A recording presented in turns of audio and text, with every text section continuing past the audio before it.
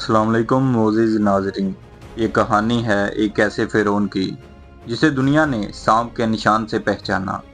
मिस्र की पहली सल्तनत का वो हुक्मरान जिसे तारीख़ ने डेजिड के नाम से याद रखा। आज हम खोज लगाएंगे उस पुरअसरार बादशाह की ज़िंदगी, इक़्तिदार और उसकी कब्र की गुमशुदा कहानी की। मिस्र की पहली सल्तनत की इब्तिदा नार्मर, हुराहा और डेजिड जैसे हुक्मरानों से हुई। डेजिड के बाद तख्त पर आया उसका बेटा डेजिड।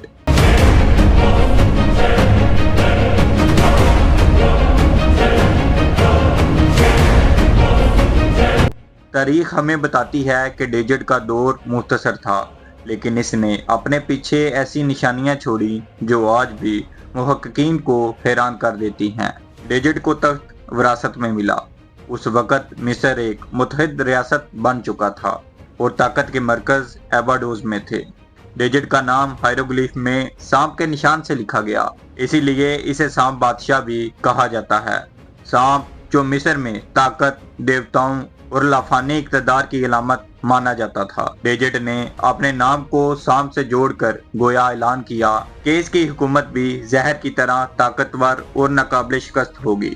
डेजिड ने अपने दौर में मजहब और रस्मात को मजीद मजबूत किया। इसने अपने नाम को देवता होरस से जोड़ा। डेजिड के दौर में होरस का अकीदा मजीद ताकतवर हुआ, जो बाद में मिस्र की बादशाहत की बुनियाद बन गया।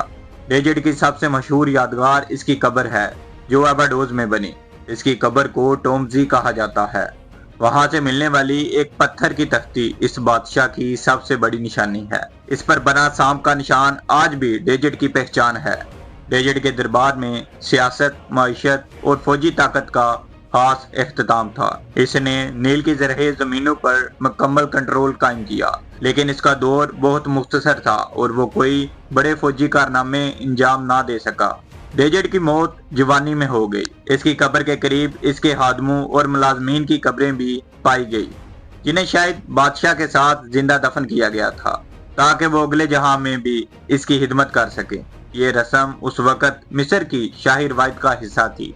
डेजिड की मौत के बाद इसका बेटा अभी छोटा था। इसकी बीवी मरनेट ने इक़्तिदार संभाला। बाज़ मौरखीन मरनेट को मिस्र की पहली खातून फ़िरौन मानते हैं। यूं एक बादशाह की मौत ने मिस्र की तारीख में एक नई दास्तान रकम कर दी, जहां एक औरत ने मर्दों की दुनिया पर हुक्मरानी की। आज डेजिड की याद सिर्फ इसकी कब्र और चंद तख्तियों तक महदूद है, लेकिन इसका नाम हमेशा मिस्र के इब्तदाई हुक्मरानों में शुमार होता है। इसका सांप का निशान आज भी काबिल गौर है कि इसने इसे क्यों मुंतखब किया। नाजरीन, ये थी कहानी मिस्र के एक और फ़िरौन की।